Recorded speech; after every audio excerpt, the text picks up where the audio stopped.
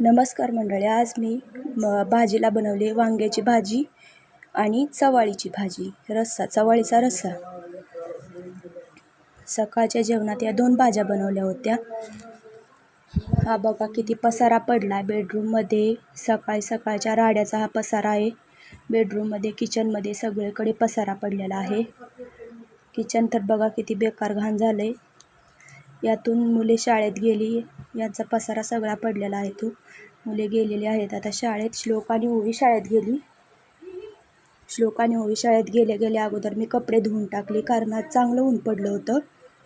नंतर गाईला चारा टाकला, थोडासा ऊन पडल्यामुळे शेळ्यांना खायला ठेवलं थोडंसं.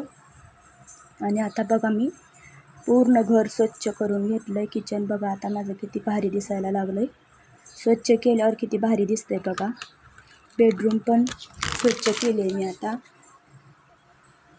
घर आवरल्यावर किती छान वाटतं आपल्याला ना.